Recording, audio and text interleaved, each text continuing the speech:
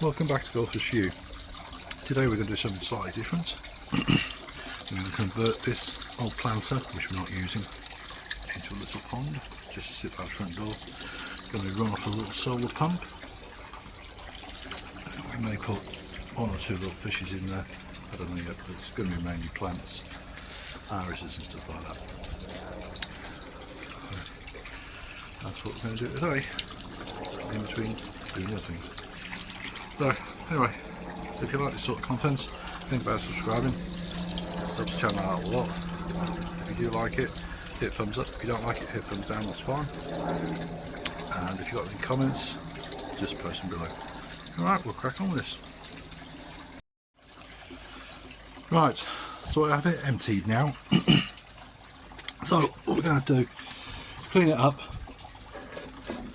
we'll soil off it, put a piece of board in the bottom, piece of plywood, put some more screws in the sides, because I think they're only nailed together. I'm not going to board the inside, but we are going to underliner and liner it, and I'm going to paint it and put some new tops on for where the liner comes over the top. I'll put some tops on. Use this wood here. So it'll be something like that.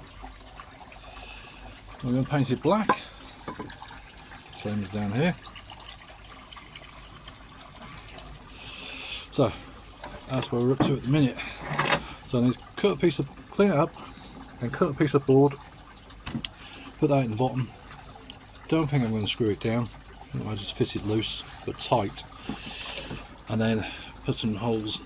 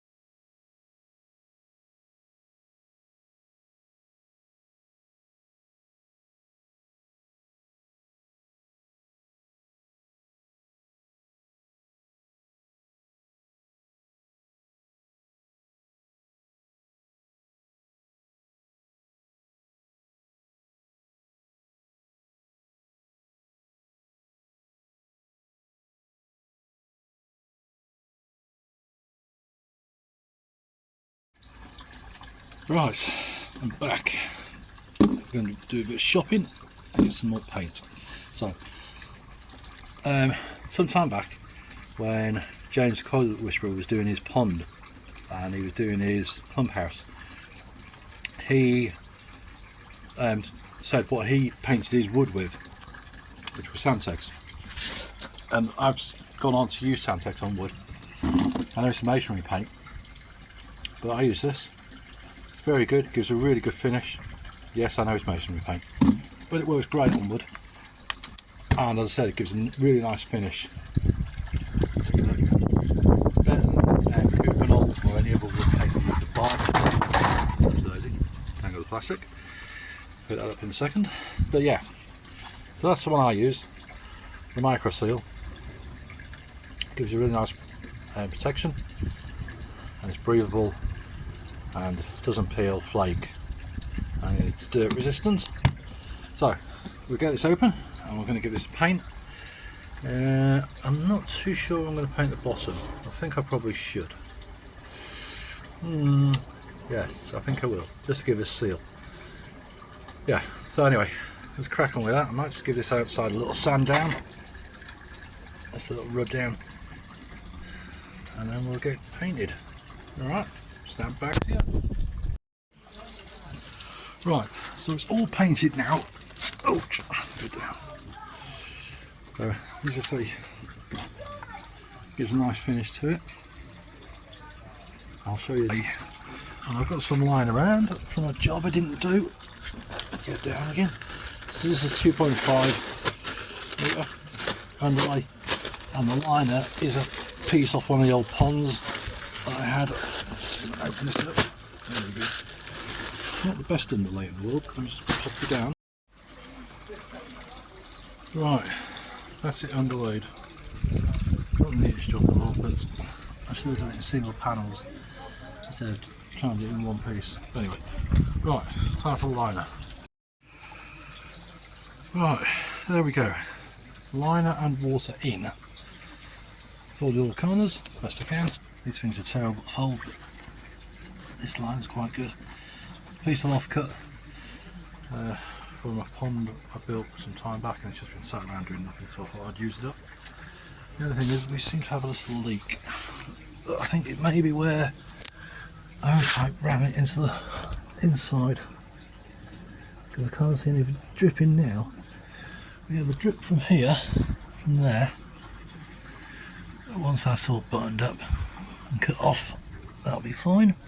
And we have it level, because this isn't where it's sitting. It is dripping again.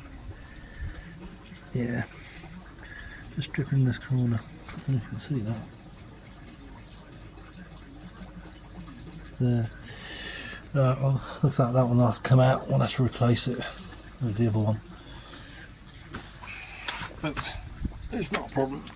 Anyway, we'll leave it because it was dripping and it stopped dripping and now it started again once I moved the liner. So it may just be because it's creeping out the corner. See? So it could be this that's doing it, just running back under. But we'll leave it like that for a couple of days, just to double check. You should always leave a pond liner for a couple of days before you put the edgings on anyway, just to make sure there's nothing wrong with it. These things shouldn't really be rushed. So it's only a small little pool, so I'm in no rush to build it. We'll give it a couple of days, and then we'll, if it's still leaking, I'll replace that bit of liner with a different bit, and that's bone dry, and put the tops on. Then we'll move it to its final position, plant it up, get the solar pump in, and put a couple of little fish in, I think, just to keep the midges down. It's going by the front door, so I don't want midges around the front door really. So yeah, that's the plan. Anyway, I'll get back to you when I continue with it. Alright. Okay, it's been sat for 24 hours or so. There's no leak in it, which I thought it was. Not so sure where the water's coming from, but it's dripping from somewhere. It's dripping from there. That's fine. Once I have it down, the nose will go, so that's fine. Right, so just cut the liner back, cut the underlay back, and work out some tops for it. And then empty it and move into a position where it's going to go. Alright, let me crack on with that. Okay. Oh, let me get down. Right, I did end up putting a new piece of liner in, because the other one has a tiny little leak in it. So I've done that. I've, as you can see, stapled it all the way around, cut off all the excess, cut off the underlay excess, most of it just got to that little bit there. Just nip the wood with the scissors. I find the best scissors to use for cutting liner and underlay is pizza scissors.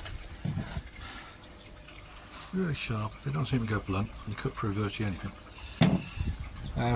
Mix them out of the kitchen, don't tell the wife. Right, so now I've got to work out some tops. These are little tops. I'm hoping I've got enough wood.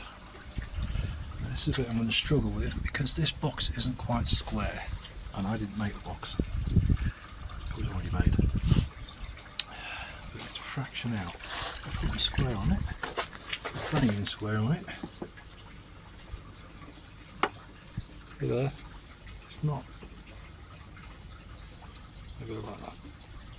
Different like this. See, it just wobbles slightly. So it's not quite. So we're not going to mitre the corners because it's only going to go outside. So we're just going to cut them up. I don't know if I've got enough wood to do that. So work out how much overhang I want on the outside. Get it even all the way round. There we go, a rubber piece of wood. I need to cut the size. And then using my paint pot, just rest it up. Work it out. It may just be enough if I do it that way round. And use this long piece as just two short sides. And then we're just going to butt it up like that. Obviously I've still got to paint those edges, which I'll do first, but there may just be enough to do one side and two, this side and this side. So we'll call them top and bottom, and that's the side. So we'll be able to do the top and bottom and the side after that piece of length there. Hopefully, if I cut it right. Anyway, let's get the edges painted up and the underside painted, and I'll get back to you. Right, so I put the solar power pump in. I've cut the tops, as you can see, put them on, screw them down to the top, and then what I've done to secure them a bit better, because the wood is quite warped, is I put 120mm screws through the end, clamped them down and pull them into shape. That one's a little bit out, but I'm going to fill these once it's given another coat of paint on top, and once it's all dried I'm just going to put a bit of sealant on those. Right, so it's just sat in the bog garden a minute, sun's gone in, but what this pump will do, it will slowly pulse until it goes dark, just like that, which is perfect for what we want. And then obviously when it gets full sun in the morning, which it will do when it goes into its position, it'll run all the time.